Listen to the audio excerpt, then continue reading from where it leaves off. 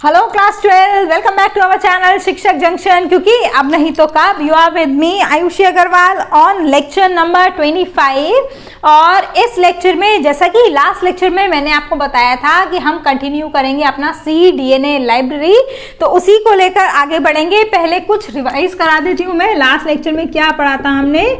Last lecture में हमने genomic DNA library के बारे में देखा था, उसके सारे प्रोस्पेक्ट्स पढ़ लिए थे। और जीनोमिक डीएनए लाइब्रेरी का जो लिमिटेशन है वो है नॉन कोडिंग सीक्वेंसेस उसमें प्रेजेंट, जिसका हमें कोई यूज नहीं रहता जब हम स्पेशली अपने एक्सप्रेशन की बात कर रहे होते हैं क्लोन्स में।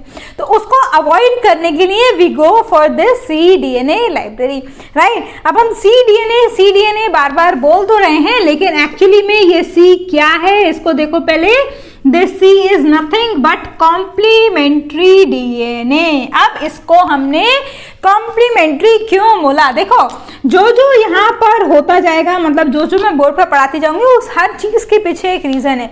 कुछ रीजन आपको खुद समझने पड़ेंगे, कुछ मैं बताऊंगी। जैसे कि अभी मैंने आपको बताया, ये जो हमारा cDNA है, इनमें से ये जो C है, इट स्टैंड्स फॉर कॉम्प्लीमेंट्री। तो इसको हमने स्पेशल नाम क्यों दिया? स्पेशल नाम इसलिए दिया क्योंकि ये जो डीएनए है वो हम पर्पसफुली सिंथेसाइज कराएंगे। Listen very carefully, this DNA we made to synthesize purposefully in our laboratories from what? From mRNA, that is messenger RNA। जो जीनोमिक डीएनए लाइब्रेरी का लिमिटेशन मैंने आपको बताया था, वो लिमिटेशन यहाँ पर कवर हो जाएगा, या आपको समझ में आ जाएगा कि ऐसा क्यों है। देखो, जो हमारा जीनोमिक डीएनए है उसमें ऑब्वियसली इंट्रॉन्स जो है वो प्रेजेंट हैं, but because this mRNA does not contain any non-coding sequences or introns in between, it consists of the complete sequence which expresses some or the other trait। ठीक है, तो इस mRNA से हम बनाते हैं अपना complementary DNA by means of what? By means of a very very special enzyme, and that enzyme is reverse transcriptase। Transcription आपको पता है क्या प्रोसेस होता है? नहीं पता तो जेनेटिक्स जाके देखो। मैं हर लेक्चर में बोलती आई हूँ, genetics is a very very very important topic for you to study.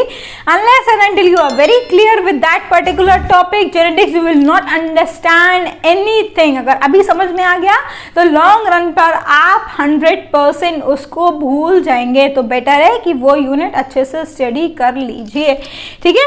Transcription आपको पता है, transcription is when you make the DNA from the RNA. अब यहाँ sorry, when you make RNA from DNA, है ना, ये होता है ट्रांसक्रिप्शन।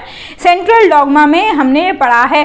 अब हमने यहाँ रिवर्स ट्रांसक्रिप्शन क्यों बोला? क्योंकि हम अपने mRNA से अपना डीएनए बनाने वाले हैं, इसलिए हमने बोला रिवर्स ट्रांसक्रिप्शन। ट्रांसक्रिप्शन प्रोसेस में डीएनए से आरएनए, यहाँ पर उल्टा है, इसीलिए mRNA से डीएनए, आरएनए से डीएनए नहीं बनाएंगे, क्योंकि फिर से वही नॉन कोडिंग सीक्वेंसेस बीच में आ जाएंगी, इसलिए। ठीक है, अब वैसे तो मैं पूरा प्रोसेस आपको समझाऊंगी। अब इस mRNA से, इस रिवर्स ट्रांसक्रिप्टेज के थ्रू जब हमारा डीएनए बनता है तो that is single stranded DNA, ठीक है। इसी को आप cDNA बोलते हैं। फिर उसके बाद वापस से पॉलीमरेज एंजाइम को लेकर हम उसको डबल स्ट्रैंडेड डीएनए में कन्वर्ट कर देते हैं, जो कि क्लोन्स के अंदर जाता है। और इसीलिए इन जब क्लोन्स को आप स्टोर करके रखेंगे, then it is known as cDNA library, ठीक है। cDNA क्लोन और पूरा को पूरा कलेक्शन लाइब्रेरी कहलाएगा, ठीक। ये प्रोसेस तो समझ में आ गया। अब देखो जरा फ्लो चार्ट के थ्रू पूरा प्रोसेस कि कैसे हम cDNA लाइब्रेरी को मेंटेन करेंगे। मेरा फेवरेट काम करने जा रही हूँ, मैं डायग्राम बनाने जा रही हूँ। कोशिश कीजिए कि आप भी मेरे साथ साथ डायग्राम बनाइए। अगर बनाएंगे तो आप ही को आसानी होगी, समझ में भी आती जाएंगी चीज़ें और याद भी हो जाएंगी। एक्स्ट्रा टाइम डिवोट नहीं करना पड़ेगा आपको उसके लिए। देखो, this is mRNA with poly A tail, ठीक है। पॉली ए टेल क्यों लगती हैं? Again the concept goes to the genetics portion. 5 to 3 लिख देती हूँ मैं, जिससे आपको क्लियर हो जाए कॉन्सेप्ट ये क्या है। ये है हमारा mRNA। अब हम यहाँ पर देंगे, यहाँ पर हम देंगे अपनी एंजाइम और साथ में देंगे प्राइमर। ठीक है, पहले देंगे हम प्राइमर, ओलिगो DT प्राइमर देंगे। ओलिगो न्यूक्लियोटाइड इसीलिए क्योंकि ज़्यादा न्यूक्लियोटाइड्स रख देते हैं, इसीलिए बस सिंपल सा कॉन्सेप्ट है। ठीक है, ये है हमारा mRNA 5' to 3'। अब हमने यहाँ प्राइमर जोड़ दिया तो ये हुआ ये ओलिगो DT प्राइमर। ठीक है, ये जो ओरिएंटेशन है वो बस थोड़ी देर तक लिखूंगी मैं, उसके बाद नहीं लिखूंगी। अब आएगी हमारी रिवर्स ट्रांसक्रिप्टेज एंजाइम जो काम करना शुरू करेगी। कैसे? कुछ इस तरीके से। आप लोग भी सोचते होंगे मैम बोलती हैं लिखेंगी नहीं, लेकिन अपनी आदत से मजबूर है, लिख देती हैं, है ना, क्या करूं, आपको अच्छे से समझ में आ जाए उसके लिए मैं वो भी करूंगी। ठीक है, ये हुआ हमारा प्राइमर के थ्रू, एंजाइम के थ्रू उसका एक्सटेंशन कुछ इस तरीके से बनेगा हमारा। पूरा ही बना देती हूं मैं। ठीक है, कंप्लीट सिंथेसिस हो गई। अब इसके बाद अब देखो ये हुआ DNA RNA हाइब्रिड। अब हमें यहाँ से RNA नहीं चाहिए। हम जब भी लाइब्रेरी में स्टोर करेंगे तो अपना DNA जो है वही स्टोर करेंगे, RNA को स्टोर नहीं करते क्योंकि वो बहुत अनस्टेबल होता है। मैं आपको पहले भी ये सब चीज़ें बता चुकी हूँ। ठीक है, तो अब हमें क्या करना है, इस RNA DNA हाइब्रिड से इस RNA को भगाना है। तो याद कीजिए मैंने आपको एक एंजाइम और एक ऐसा पर्टिकुलर केमिकल बताया था जो ये काम करता है। याद आया? टूल्स में हमने डिस्कस किया था, नहीं आया होगा, मुझे अच्छे से पता है।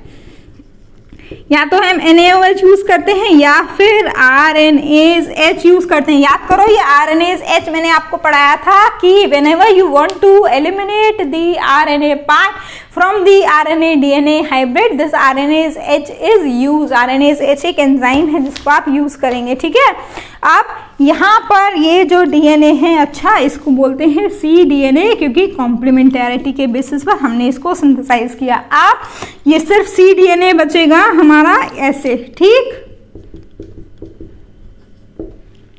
ये है हमारा cDNA। अब हमें इस सिंगल स्ट्रैंडेड cDNA को डबल स्ट्रैंड में कन्वर्ट करना है। वो कुछ इस तरीके से होगा।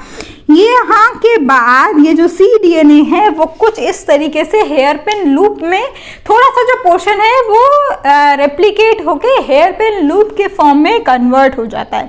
ठीक है, अब फिर से बेसिक्स पर जाओ। ये जो हेयर पिन लूप है वो वापस से किसके को क्या एक्ट करेगा, एज अ प्राइमर एक्ट करेगा। और अब हमें रिवर्स ट्रांसक्रिप्टेज की जरूरत नहीं है एंजाइम की। अब हम कौन सी एंजाइम को सप्लाई करेंगे इसके साथ में, फिर से ये भी आप ही का काम है बताना। नॉर्मल अपना पॉलीमरेज एंजाइम, क्योंकि अब हमें DNA से ही वापस से DNA बनाना है। प्राइमर ऑलरेडी हमारे पास है, एक्स्ट्रा ऐड करने की जरूरत नहीं है। DNA पॉलीमरेज ऐड करेंगे अब। तो ये हुआ हमारा ये, और ये कुछ इस तरीके से सिंथेसाइज हो जाएगा। ये था 5' to 3' और ये आएगा 5' to 3'। ये है हमारा डबल स्ट्रैंडेड cDNA।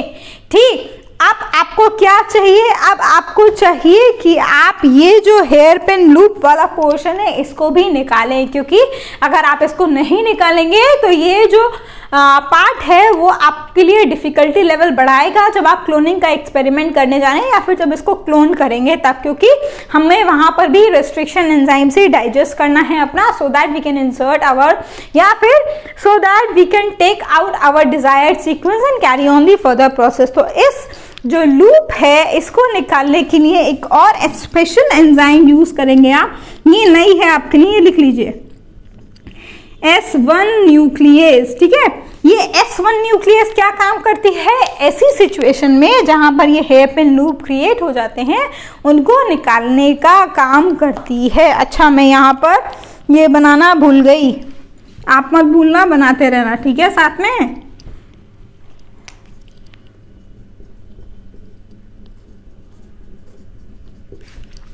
ठीक। तो अब ये हेयर पिन लूप निकल जाएगा और हमारा ये बचेगा double stranded cDNA। This is how the synthesis of cDNA gets completed. बाकी की दूसरी वाली ओरिएंटेशन खुद से नोट कर लीजिए, मैं नहीं नोट कर रही हूँ, इतना आपको पता होना चाहिए। वैसे ये ओरिएंटेशन जो है वो हर बार नोट करने की, हर बार दिखाने की जरूरत नहीं है, अंडरस्टूड होता है। बट यस, आपको पता होना चाहिए कि कैसे, कहाँ पर क्या क्या चीजें जा रही हैं। एंजाइम का आपको सिंथेसिस का या इलोंगेशन का ओरिएंटेशन याद रहना चाहिए हमेशा। ये जो पॉलीमरेज एंजाइम है या फिर ये रिवर्स ट्रांसक्रिप्टेज है, तो पॉलीमरेज एंजाइम ही ना, बस it uses mRNA as a template instead of DNA, है ना। DNA polymerase, DNA dependent DNA polymerase है वो। ये रिवर्स ट्रांसक्रिप्टेज क्या है?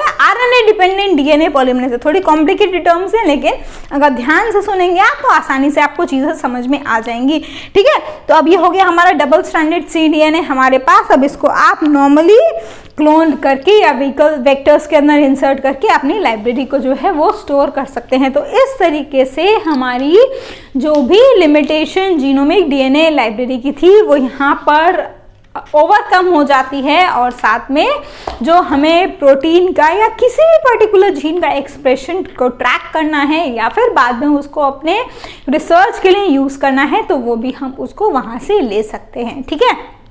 एक और मेन पॉइंट इस लेक्चर के खत्म होते होते वो ये है कि yes, there is a lot of difference in terms of specificity in both these libraries, genomic DNA library and cDNA library, और अभी तक आपको वो क्लियर भी हो जानी चाहिए। आई थिंक हो गई होंगी अगर दोनों लेक्चर्स आपने अच्छे से वॉच किए, है ना। तो क्या या कौन सी लाइब्रेरी को आप एक्सप्लॉइट करके किस जीन का एक्सप्रेशन को लेकर आगे बढ़ना चाहते हैं, that all depend upon again the target on which you are focusing at that particular point of time, right. So with this library portion also gets over. इसके बाद और interesting topic DNA sequencing next lecture से start करेंगे हम।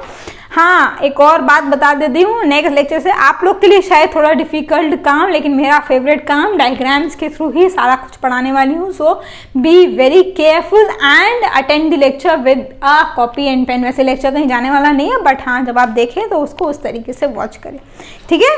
तो that's all for this particular lecture. Have a good day, take care, enjoy your studies, bye bye, thank you.